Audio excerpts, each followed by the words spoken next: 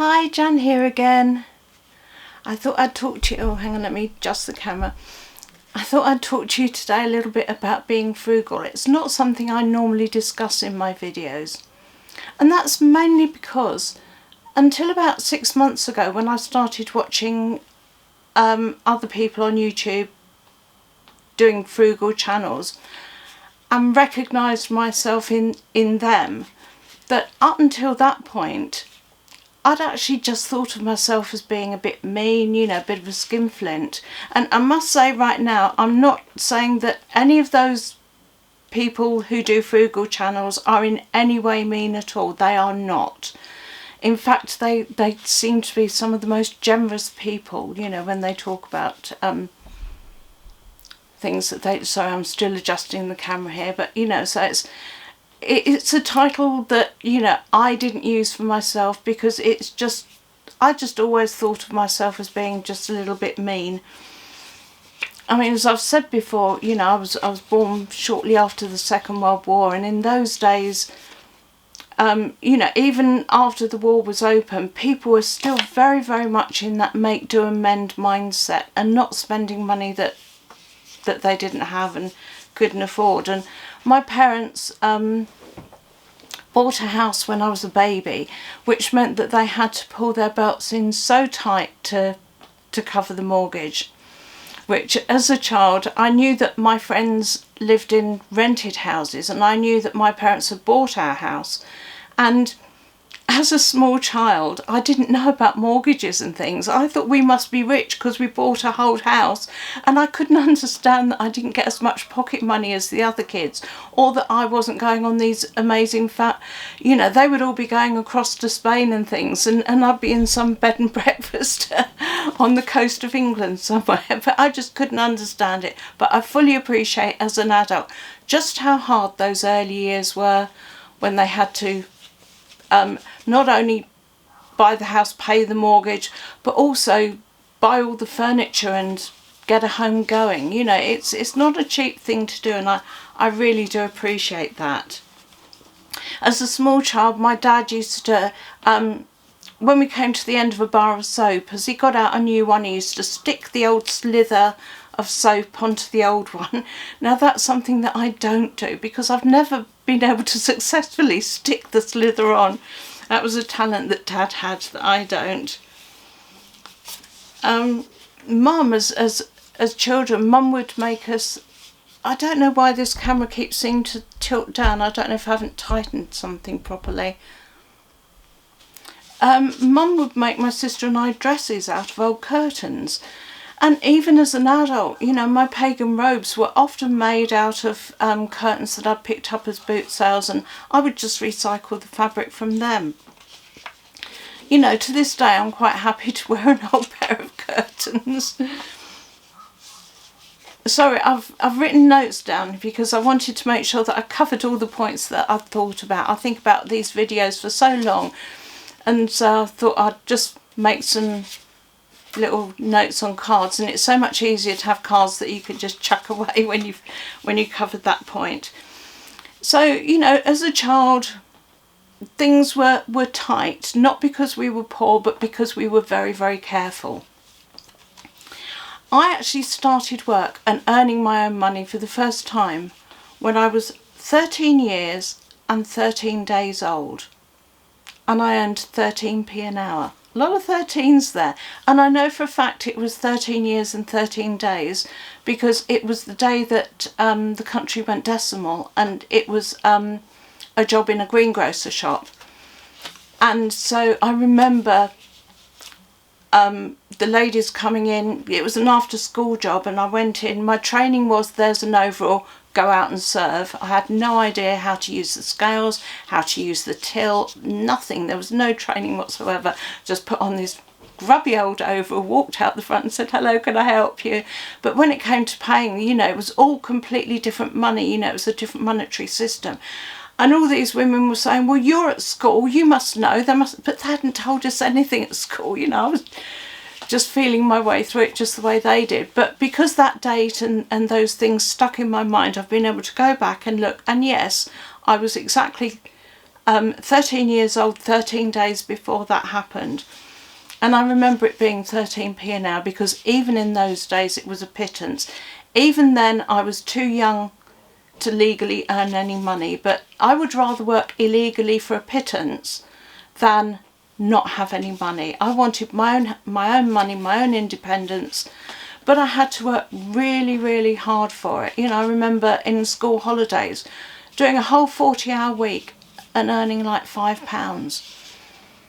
And then thinking back, I don't know if it's because this happened to him as the older brother of my uncle and aunt. I don't know if my dad was told to give his siblings pocket money, but when I started earning money, my dad told me I should be giving my sister pocket money.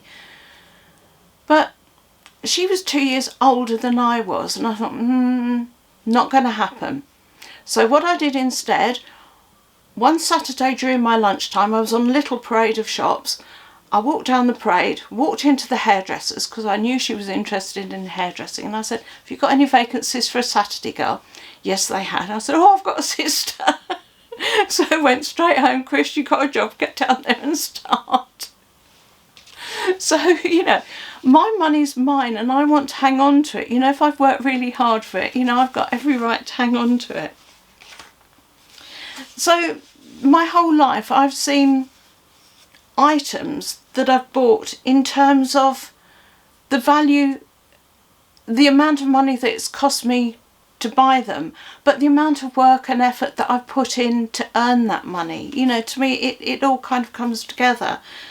And how long I've had to save up to get something or wait to get something. You know, some things I've wanted and been able to get almost immediately, but other things I've had to wait and work really hard for a long time before I've been able to get it. So these things all have value to me, plus sentimental value as well. So I'm just careful with things, very, very careful with things.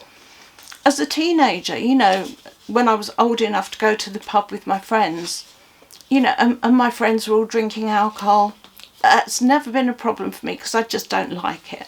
Just don't like the taste. So it's not a problem to not drink alcohol. But where they would spend a fortune going to the pub of an evening, I learned if you go to the bar and order a shot of blackcurrant in a pint glass and ask them to top it up with water, it costs a few pennies. Probably still does for all I know. But, you know, I would go out and spend a whole evening, you know, and go home with change out of 50p. But I'm just careful with things. And I do, again, the camera slipped down. I'm so sorry. I'm just going to keep adjusting it during the course of this film because I'm not sure which knob it is I need to tighten to keep it from slipping. As a small child, I had a big baby doll.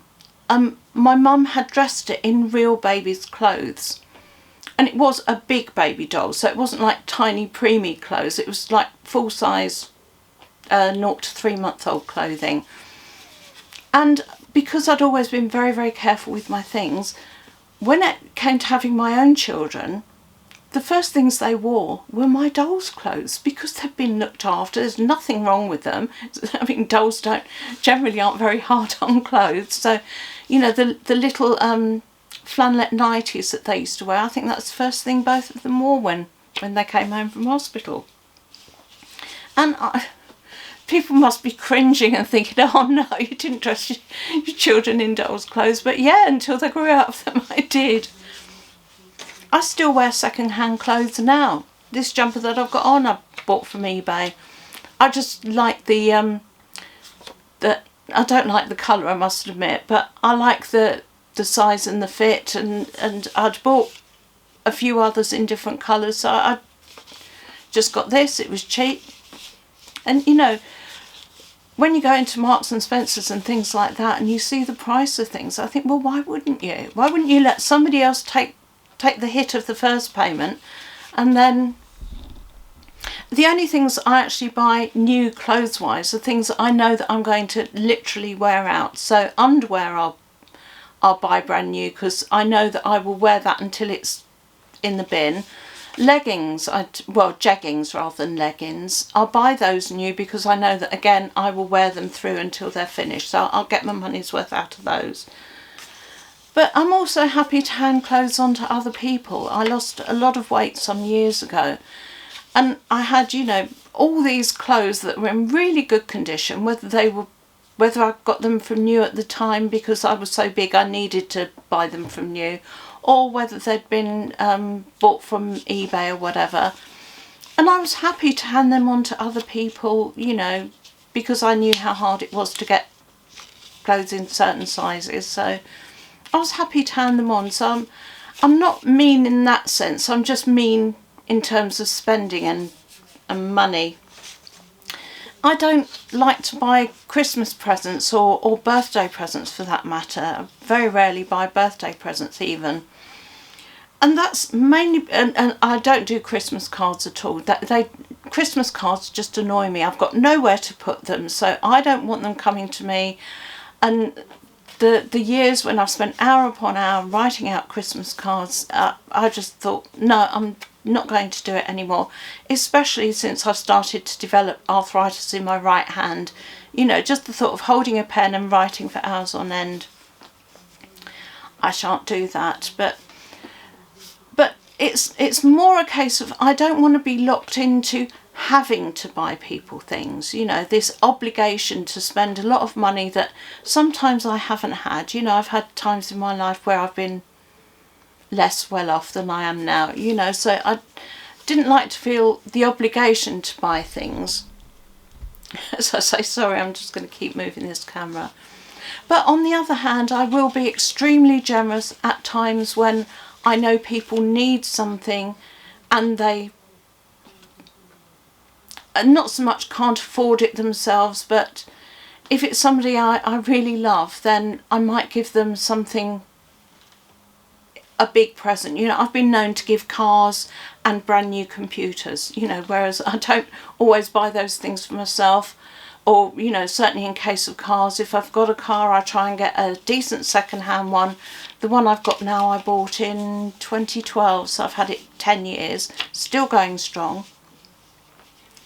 So I'm not mean in the sense of I don't ever give gifts, but when I do, it's worth having sometimes, not always. Or sometimes I'll make something, like if you saw yesterday's video, I was talking about making Neil a cloak. You know, that's something that isn't just a gift of its value, it's also the time and effort and love that I put into making it. So I will do that sometimes as well. Oh, it feels like I'm rattling through these at a rate of knots. Sorry if I'm talking too fast and going on about things too much. When Neil and I got married, well, it's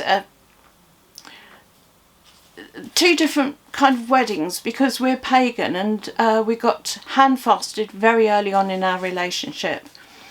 And so to us, that was the time when we exchanged vows. That's when we made our commitments to each other.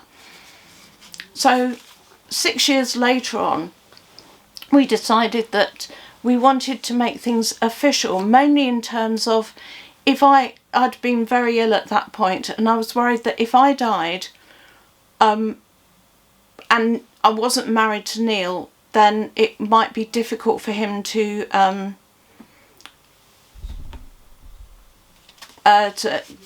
just get my affairs sorted out and settled down. You know, I thought it would be easier if he were my next of kin. If I went into hospital and needed somebody to make decisions for me, again, I wanted him as next of kin. And in terms of the other way around, I'd very early on in our relationship, because Neil does a lot of dangerous sports, or used to at that time, I took out quite a hefty life insurance policy so that if suddenly his wage went, I wouldn't have to worry. You know, I could look after myself. So it would make it easier again for the insurance policy. If we were just married and it was legal, then it would all be easier.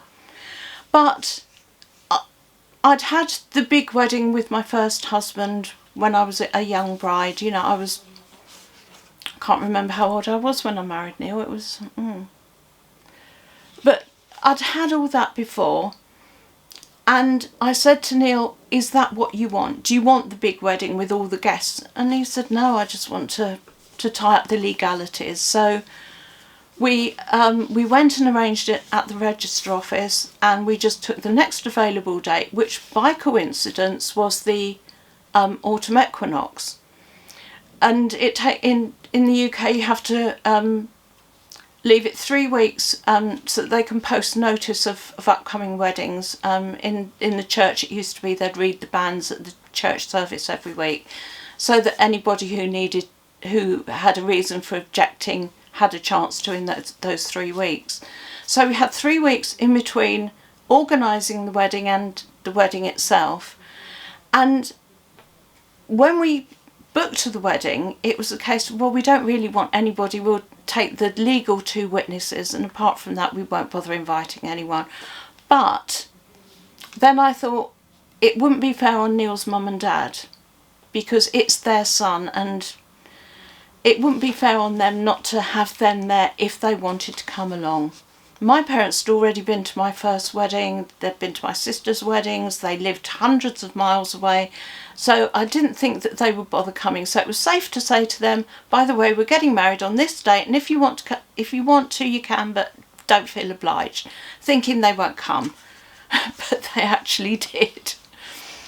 And rather than send out invitations, I did that with, it was just a case of during those 3 weeks, anybody who spoke to me in person, well, not in person, but anybody who contacted me on the phone or I saw, I was saying, because by this time there were already more people coming than we had originally intended. So it was a case of, from now on, if I speak to you, by the way, we're getting married on that Monday 22nd of September it was.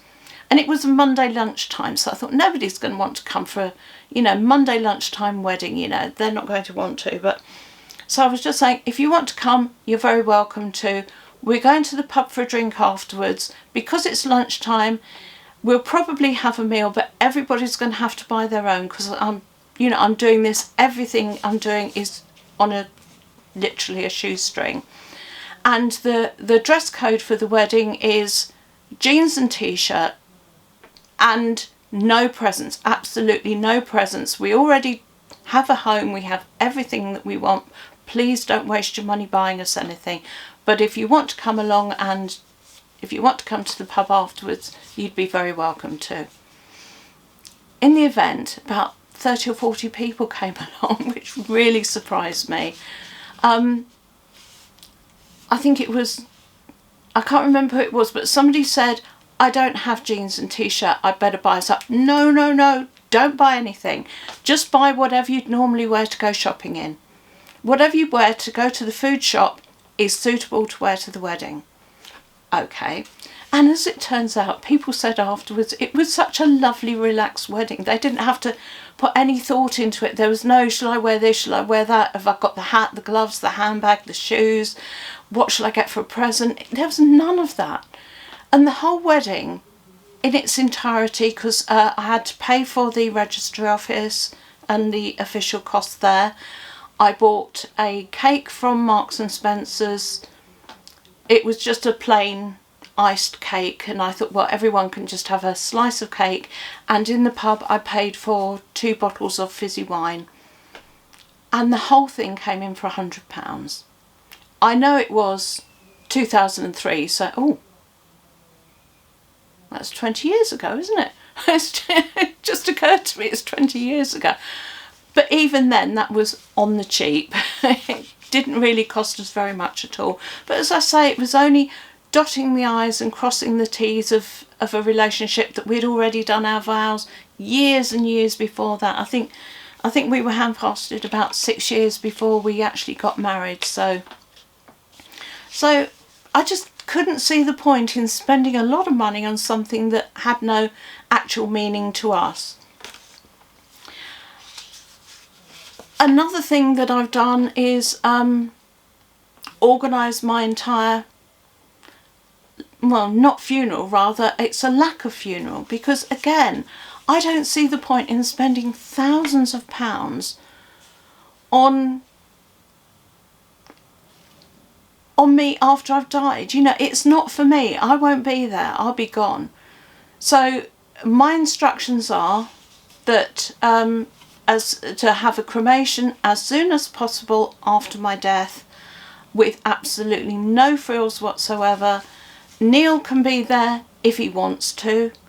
I don't see any point in it really, but we've stayed there for our Labradors when they were cremated. We waited throughout the whole thing, so he might want to stay there just while they're doing it, but there's no real need for it. And I've said, you know, there's actually no need to.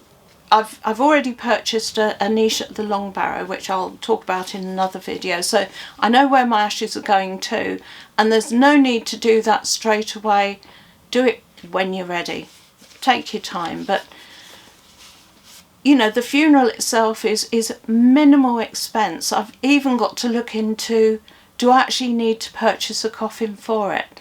Because I don't see the point in buying a coffin that you're going to set fire to. You know, I mean, I know that the law in the UK is that you can't have a naked corpse, but surely if the corpse is completely wrapped, then it really wouldn't matter that much. And I've actually got a really nice bed cover that is quite thick, that could be used as a completely to wrap me up in. I should be wearing my robes. I've given instructions for that, you know, so I don't know if it actually needs it or not. I need to talk to the actual crematorium and find out what the legality is and what their rules and regulations are. But if there isn't a need for it, then I don't see the point in spending hundreds of pounds on it.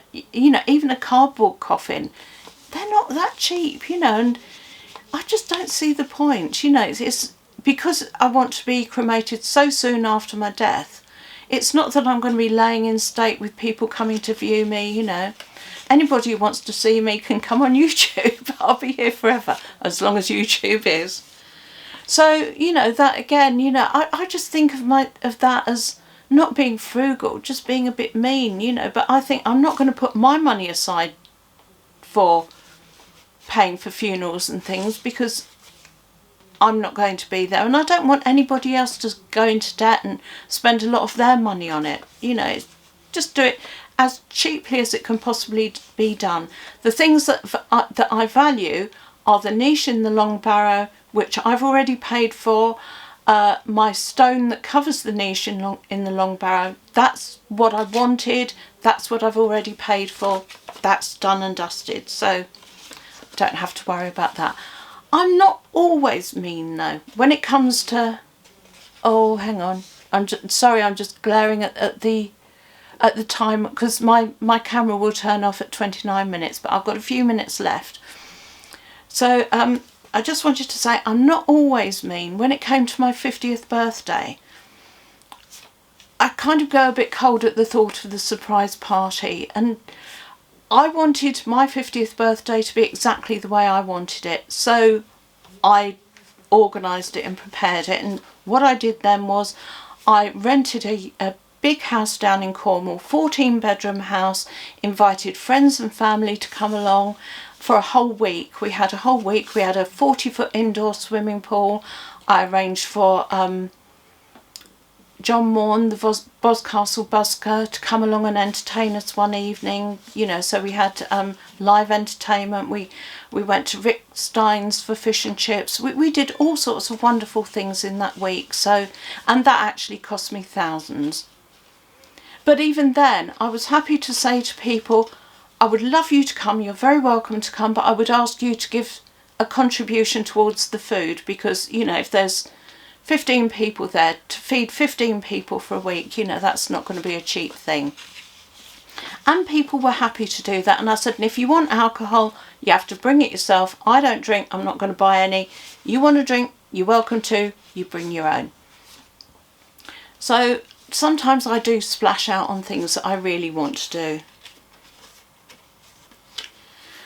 But my final point really is something that I mentioned on on somebody else's channel a little while ago in the comments, that I've always thought of in terms of second-hand things. You know, the Queen, God rest her, was she lived her entire life using second-hand furniture, second-hand jewellery, second-hand this, that and the other.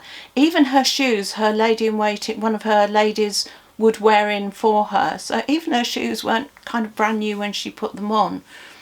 Everything that she ever had was pre-used by somebody else. And if it's good enough for Her Majesty, then for goodness sake, it's good enough for me and mine. You know, and King Charles, as he is now, is known for his frugality, and you know, he'll be seen out, he's been photographed wearing jackets that have been darned and made the best of, and why not? To me it just makes perfect sense. So really that's a case of, like I say, it's not a case of I haven't been frugal all my life, it's just I've never actually thought of myself in those terms, just a bit mean, bit of a skinflint. And skinflint, actually, I looked up the meaning the other day, and it's in the old days when they used to light fires with a flint, people who were mean would, rather than buying a new one when the first one was getting worn down, would just keep using it until it was so thin, it was as thin as skin, and that's where you get the term skinflint from. And yeah, that's me. I will keep using things until they're completely finished. But anyway, I'm going to have to round the video up because it's just about to finish itself. So anyway, take care. Hope you enjoyed that. Lots of love. Bye.